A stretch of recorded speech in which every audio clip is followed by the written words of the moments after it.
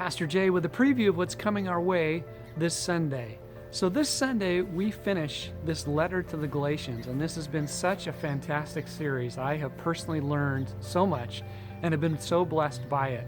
But in this final passage we come to, it reminds me of a phone call I got not long ago that literally was a defining moment for me. And it really captures these principles that Paul is talking about here at the end of his letter. You see, many years ago, when I first started into vocational ministry, I was a middle school pastor. And I was a middle school pastor for about 6 years, and I loved doing that. I loved having such close relationships with the students and my volunteer staff and seeing lives changed. It was just so rich and so good, and that's why I love being a pastor. I love seeing people's lives changed through the power of Jesus Christ.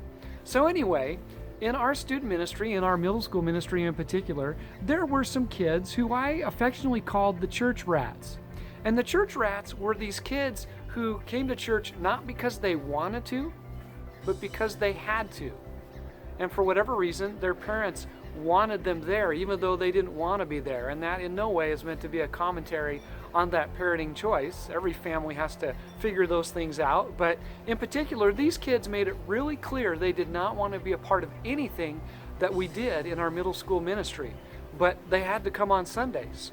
And so on Sunday mornings, they would sit in the back of our room and they would make jokes and they would mock the other kids, especially the kids who were trying to engage with the lesson and really engage with what we were talking about. And these kids were really, honestly, a pain in my side. And so because of that, it was difficult to love these kids. But my staff and I did the very best we could. But I'll never forget this one kid. His name was Matt. And Matt was kind of the leader of the church rats. And he was by far the most negative, the most critical, and one of the most difficult to get along with. And he was constantly pushing the lines, constantly seeing what he could get away with. And he had this art, this talent for knowing exactly where those lines were. And he'd go right up to the edge of that line. And I'll never forget him actually coming to one of our summer camps. And he made it really clear he was only going because he had to. Came with a really bad attitude, and really, more than ever, gave me and my staff a run for our money. And this culminated in a heart-to-heart that he and I had at the end of the camp, where I basically gave him a choice and said, hey, you can change your attitude and choose to be involved with what we're doing, or I will put you on a Greyhound bus to the nearest town, and your parents can pick you up there, and you can explain to them why you were not able to be a part of this camp. But the choice is up to you. That's where we're at. You make the call. Well, he decided to stay with us at the camp.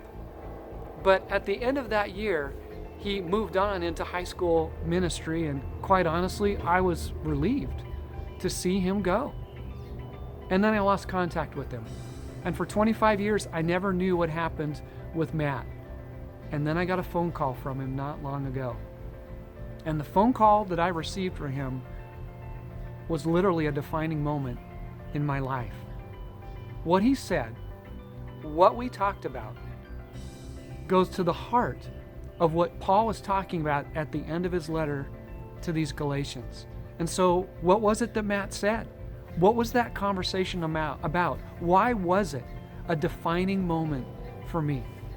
Well, I will finish this story for you when we're together on Sunday. So we hope that you can join us on Facebook or on YouTube at 10:45 or at 2 p.m. for our Spanish service, and I will finish this story as we finish the book of Galatians. Looking forward to seeing you then.